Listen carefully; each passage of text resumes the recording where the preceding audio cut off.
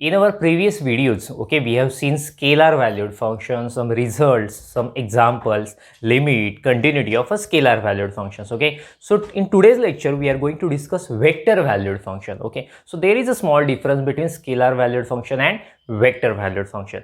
If a function, okay, a function, okay, a function f from Rn to Rm, getting, is said to be a vector valued function. It's called as vector valued function. Okay, vector valued function. See, what is definition of scalar valued function? In scalar valued function we have a function from Rn to R, getting, Rn to R. This is a scalar valued function. And in case of vector valued function, we have a function from Rn to Rm. So we call it as a vector valued function. If I put m is equal to 1, we will have a definition of scalar valued function. Okay. So let us see few examples of vector valued function. See example. First example, suppose f is a function from R2 to R3, which is defined as, I will write here, defined as f of, x, y. Domain is R2, getting that domain is R2, that means only two components will be there. So that's why I wrote x comma y. But codomain is R3, that means in codomain, okay. So that means f of xy, there will be three components. So it will be like this, x square plus y square 2xy whatever e raised to xy. So this is a example of vector valued function, getting. So here domain is R2 and codomain is R3. So that's why we have a three components here, and here we have a two components. Okay. So see, each component is a function itself. So therefore here component functions are, okay, components. First component is f1 of xy, which is x square plus y square, getting. What is second component? F of, say this is a function 2xy. What is the third component? Which is e raised to xy. So that means in a one function there are total three scalar valued function, getting. So this is a vector valued function, but in component there are separate functions we have. Let us discuss one more example. Okay. So second example, I will consider a function from R3 to R3. That means here n is equal to 3 and m is also equal to 3. That means in domain is R3 and codomain is also R3. So that means here, okay, I will take an example, f of x, y, z I should write. F of x, y, z, since domain is R3. So that's why there will be three components. In definition also there will be three components since codomain is also R3. So that's why what will be, it will be suppose x, y, z, x plus y plus z, getting, comma, here I am writing since there is no space, x square plus y z, getting now. So that means here also we have a three components since codomain is R3. So see, in a definition there are total three functions involved, okay, which are first function, we call them as component functions, f of f1 of xyz, which is first function xyz, f2 of xyz, what is f2 of xyz? Second function x plus y plus z, and what is third function? f3 of xyz, which is x square plus yz. So we call them as component function or coordinate functions. Okay, make a screenshot of it, just definition and two examples, and after that we will go for the definition of coordinate functions, or you can say component functions. So let us see definition of component function or coordinate function. So before that, what will I consider? A function, a vector valued function, okay.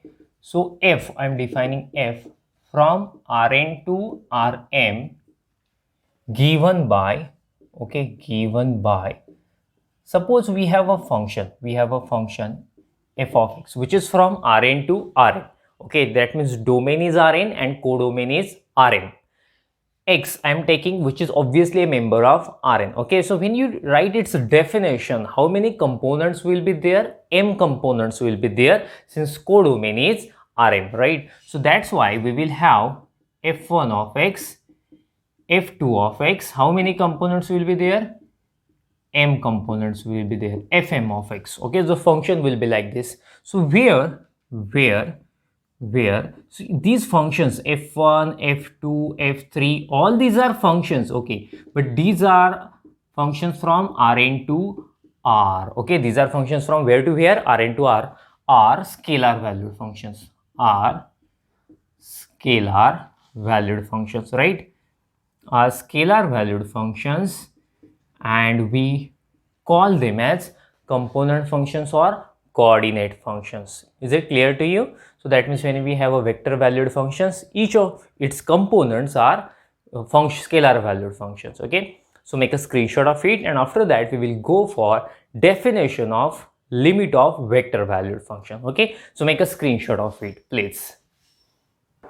Okay, so let us discuss definition of limit of vector valued function. Okay, so the basic things I have already written on the board. So what we have f, okay, I will draw the diagram simultaneously so we can easily understand. So S is a non-empty open set in Rn. So suppose this is a set S. So this is set S, which is subset of what? Rn. Okay, and f is a function from S to Rm. So we have a function f, right? We have a function from S to Rm. I cannot draw Rm, but suppose it's image. Okay, image of S under f, right? And obviously the image is subset of Rm, so it's a subset of Rm. Okay, and we have one point. We have one point A belongs to S. So here we have a point. Suppose we have a point here A, which is just element of S.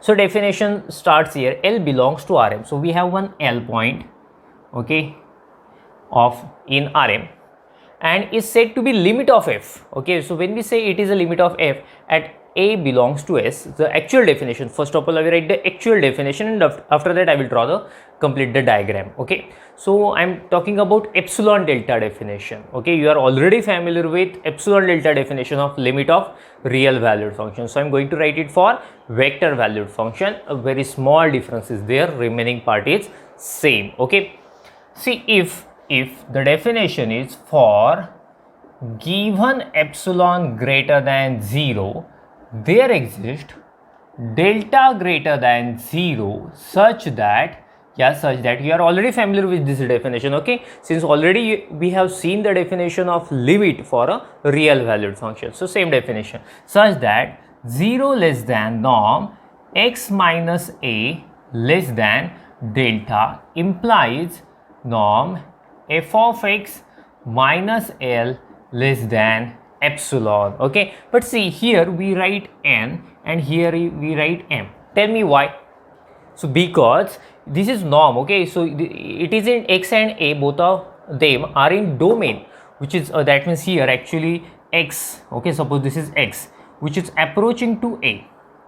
It is approaching to a. Then in a codomain f of x, suppose f of x, that means image of x, okay, under f, it approaches to L. That means as x moving towards a, f of x will move towards L. So this is the actual meaning of limit. Okay, so here x and a, both of them are in Rn, so that's why we take a norm Rn. And here f of x and L, both of them are in Rm, so that's why we take norm M. Okay, definition of norm is same, just components are different. Okay, so same thing we can write in this way, that is limit x tends to a, f of x is equal to L. So this thing we can write in this way also. Okay, so make a screenshot of it, and after that we will stop. Okay, so make a screenshot of it, please. Thank you. Bye bye.